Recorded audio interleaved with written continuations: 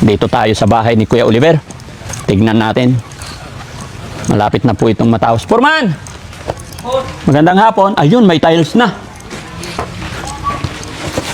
Pasok po ako. Tapos na ang kisame? Dito lang, Saan?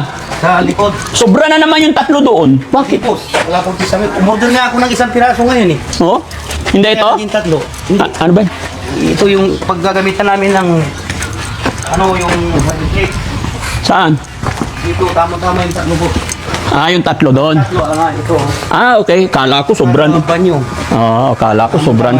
Sakto lang yung metal paring din. Oo, sige. Okay, good. Sige. Sabi natin, boss. Hindi na. Doon na ako dadaan. Okay na yan. Sa loob na lang po ako. Sisilipin ko yung tiles, mga kababayan. Ang ganda, ang pogi. Doon kayo banda. Dito. Tignan nyo mga kababayan. No? Napakaganda. Sulit. Yun, pati yung pintura. No? Kasunod na yung kulay. Oo, kasunod na. Pag hindi na madumi, para maganda. Gusto ko malinis. Malinis talaga yan, boss. Oo, gusto ko malinis. Maayos. Pasok tayo sa loob. Silipin natin mga kababayan. Ayan, no? Huwag nyo nga apakan muna yung tiles, Malambot pa yan. Tignan nyo mga kababayan, pag natapos yan, kung gaano kalinis to. Puting-puti. Yan, very neat. Di ba? So, pagbalik ko siguro bukas, tapos na ang tiles. Oo, malamang. Oo. Itong sala, boss. Sala. Oo. Tapos na. Okay yan. Ganda. Maliwanag. Tignan mga kababayan. Lalo na pag napinturahan na to, makikita nyo kung gaano kaganda yung kulay nito. Although same lang naman ang kulay kay Ate Nida. Para yun ay magiging signature natin sa lahat ng mga ipapagawa natin.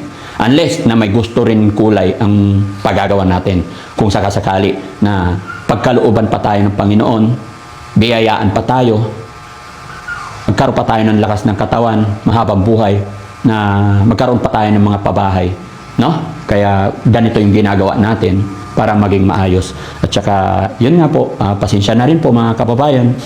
Talagang siguro nagkakaroon ng mga problema, pero pilit ko pa rin aayusin. Hindi ko na pwedeng i-stop ito, ano't ano man nangyari.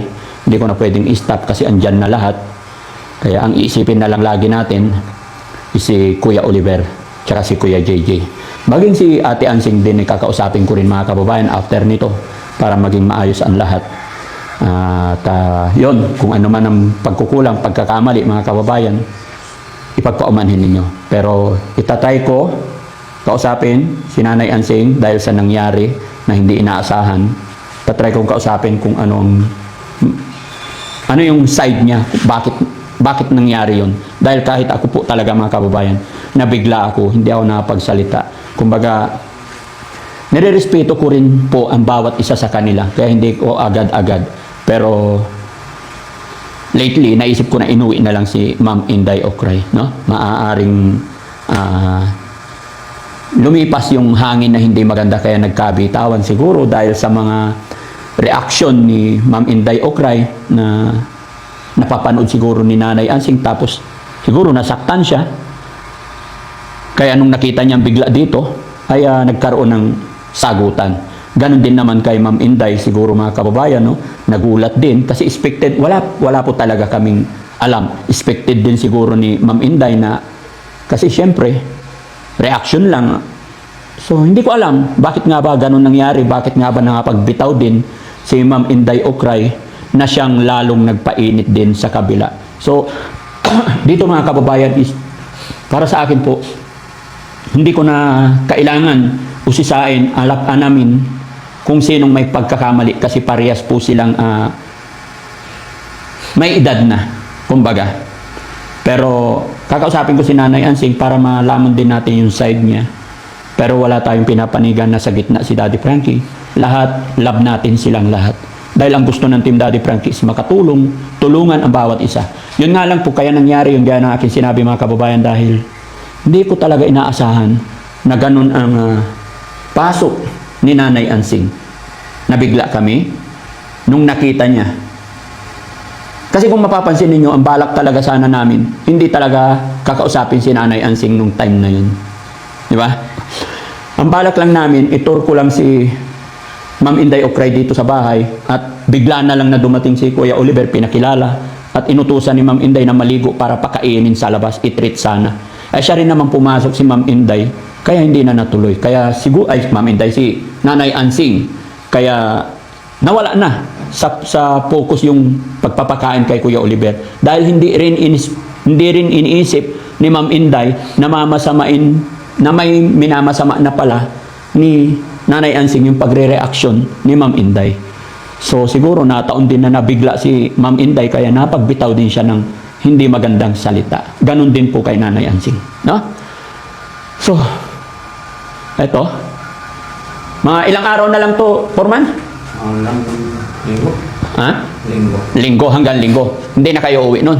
Kailangan bago pag tapos na. Tapos na, oo. Sana para matapos na to, Kuya ay Foreman, kasi masyado na rin maraming gusto ko maging maayos. Sige po. Sana magiging okay na. Saan na yung bintana? Susunod na, nabili naman yung pintura. Oh. Sinakay ko na doon sa motor niya. Oo. Pinapagawa lang yung yung pintura niya na. Pero darating today. Darating ngayon. Pinakabitan ko na rin ng bintana to, mga kababayan. No? Pinakabitan na rin natin ito ng bintana. Baka pagbalik ko na ikabit na darating, na late lang. No? At saka, syempre, shout out po kay Kipulo. Asan na yun? Nag-text kanina si Kipulo, mga kababayan. Si Kipulo Kirtland. Ayan. Sabi niya, mga kababayan, "Hi Daddy Frankie, good morning po sa inyong lahat dyan. Magpapadala po ako ng pambili ng dining ni Oliver, kahit yung maliit lang, kasi mag-isa lang naman po siya. Tsaka yung living room na upuan, yung tamang-tama lang po sa kanya." So, nagpadala po siya ng 15,163. So, pagka natapos na talaga, saka natin bibilhin yung request ng ating mga buting sponsor, no? Once again po, Kipulo, Kirkland, maraming salamat po. Kanina lang po ito dumating, mga kababayan. Ngayon pa lang ako'y nagpapasalamat na po na hindi pa tapos, marami talaga nagmamahal kay Kuya Oliver. Yun nga lang po, nagkakaroon ng problema. Pero samahan niyo ako, mga kababayan. Correct me po if I'm wrong. Gusto kong makausap si Nanay Ansing regarding sa nangyari sa kanila para magkaayos, maging alam ko na bigla lang naman siguro ang lahat, ang dalawa. Kaya napagbitaw na hindi maganda. Kaya samahan niyo ako.